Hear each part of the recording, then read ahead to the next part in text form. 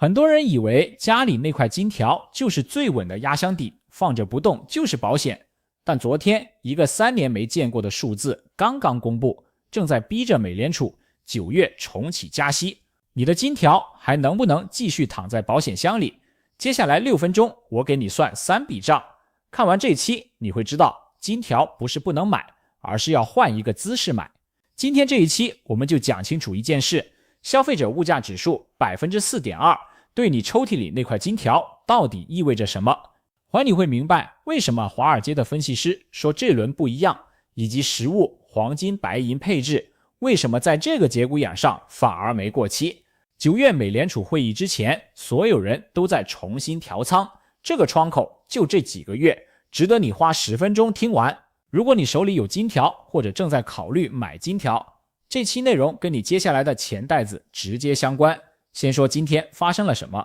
美国劳工部6月10日美东时间早上8点半公布5月份消费者物价指数同比 4.2%， 创下2023年4月以来的最高。在它公布之前，华尔街普遍预期消费者物价指数会从4月的 3.8% 继续往回走，结果不降反升，直接超出市场最乐观的预测。更关键的是结构，5月份能源价格环比涨了 23.5%，这一块直接被伊朗局势推上去的汽油批发价带飞，这是过去40年单月最大涨幅之一。住房通胀年化 5.3%， 服务业时薪环比涨 0.5%， 这两块本来就粘性的部分也跟着往上抬。所以问题就来了，通胀不下来，美联储之前承诺的今年降息3次的剧本基本吹了，9月重启加息的概率从数据公布前的不到20%，一夜之间被市场推到了接近一半。这也是今天金价白银一起被砸下来的根本原因，不是黄金不安全了，是机会成本变了。我们先把消费者物价指数 4.2% 这件事拆开看，它不是单点爆掉，而是能源、住房、服务这3个板块一起往上抬。先说能源板块，5月汽油批发价暴涨 23.5%， 跟伊朗封锁霍尔木兹海峡直接相关，这意味着全球30%的海运石油通道被掐住，油价不动是不可能的。再说住房板块，5月租金通胀年化 5.3%， 房价中位数同比再涨 4.8%， 这是消费者物价指数里权重最高的板块之一，占整体权重超过30%，而且租金是合同价的滞后反应，接下来半年还会继续推高整体数据。最后是服务板块，医疗、教育、餐饮服务价格全线涨，服务业时薪环比涨 0.5%， 这意味着人工贵了，服务业自然贵，这一块跟能源不同，降下来非常慢。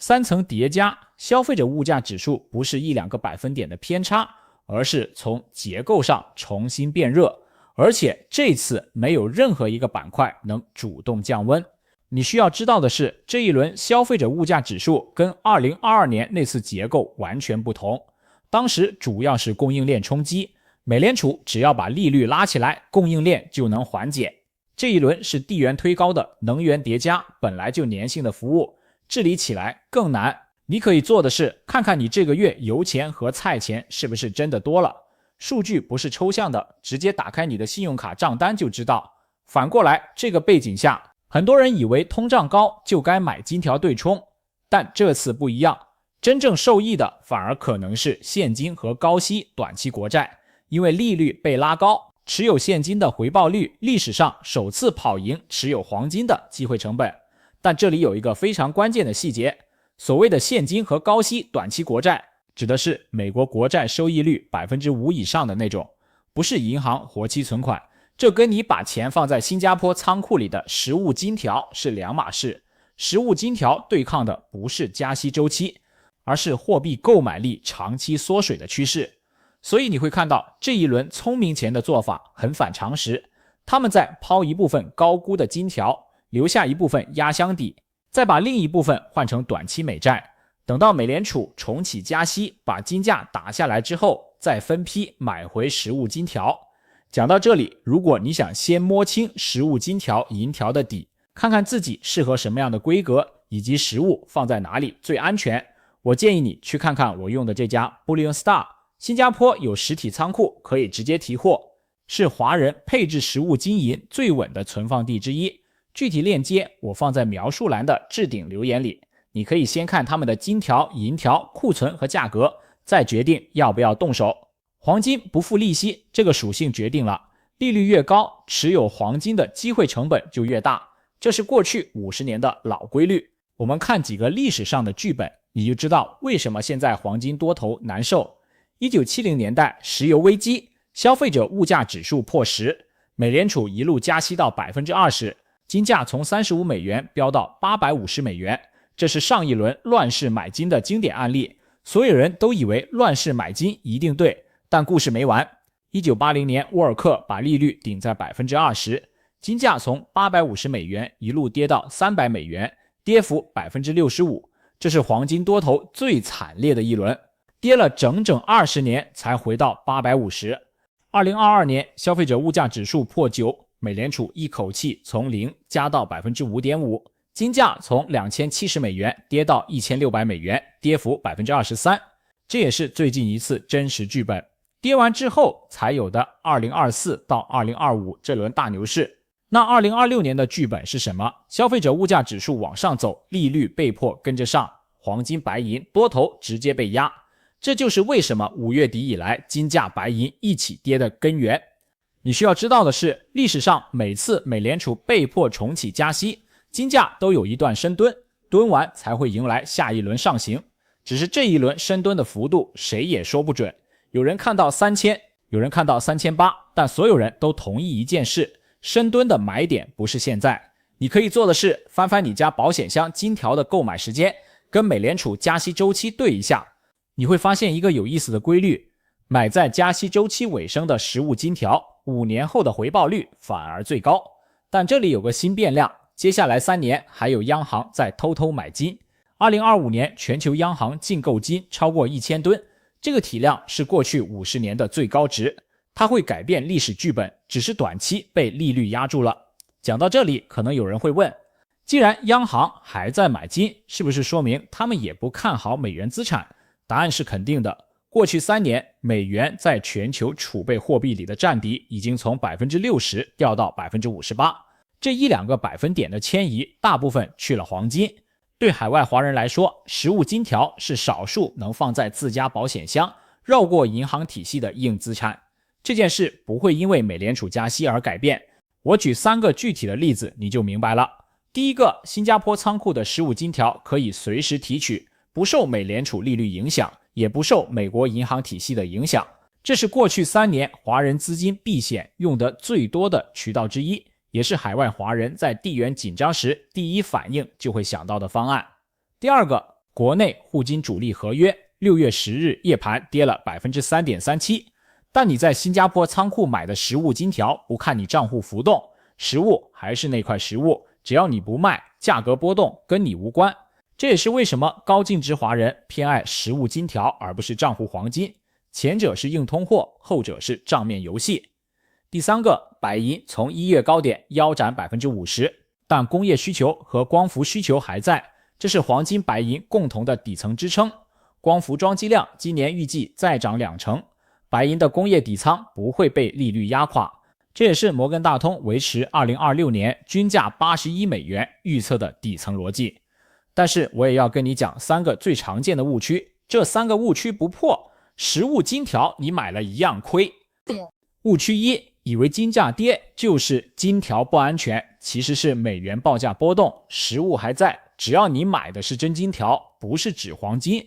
就不是金价数字决定它的价值，金条本身的重量和纯度才是价值。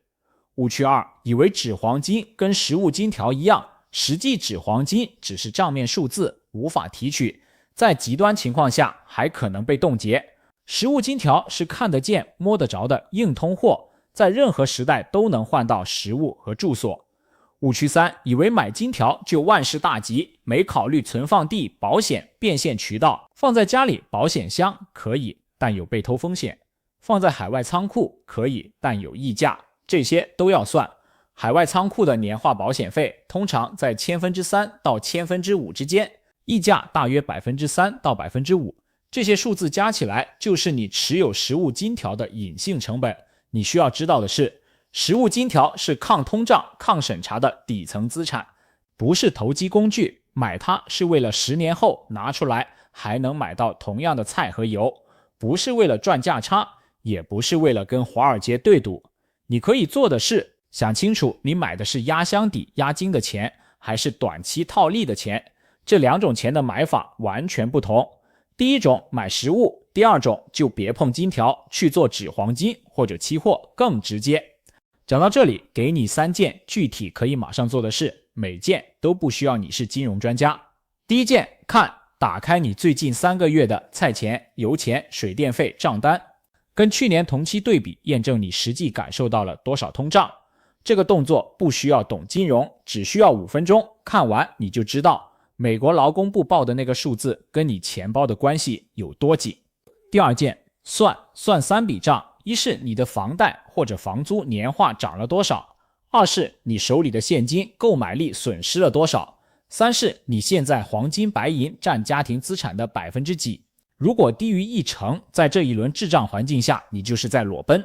第三件，想清楚一件事，你的压箱底资产是放在银行账户还是放在实物金条，前者会被通胀缩水，后者是硬通货，但前提是你买到的是真金条、真银条，不是账面数字，也不是某家银行的纸黄金挂钩产品。做完这3件事，你对自己家庭资产的抗通胀能力会比 99% 的华人更清楚。如果看完这期你还想系统的了解一下实物金银的库存和价格，描述栏和置顶留言我都放了 Bullion Star 的链接，你可以先看看实物金条、银条的具体规格和提货方式。新加坡仓库的优势，我之前在章节2末尾提过一次，这里再强调一下，你看描述栏的链接就能看到具体的库存、议价、提货流程，适合想给自己家庭资产加一层硬通货底仓的华人朋友。顺便说一句，实物金银不是让你全仓压上，是让你在通胀和加息同时来的时候有一个不会贬值的底。这件事越早想清楚越早行动，9月美联储会议之后再说就晚了一拍。评论区告诉我2件事，第一件，你这个月油钱多了多少，第二件，你现在的实物金条占家庭资产几%，我会抽3个真实数据，下一期我们一起算。记得点赞订阅，打开小铃铛，这样下一期上线你就能第一时间看到。你的支持是我继续做下去的最大动力。最后提醒一下，以上内容不构成投资建议，金价白银价格波动剧烈，请以你自己的判断和风险承受能力为准。本频道不承担任何投资损失责任。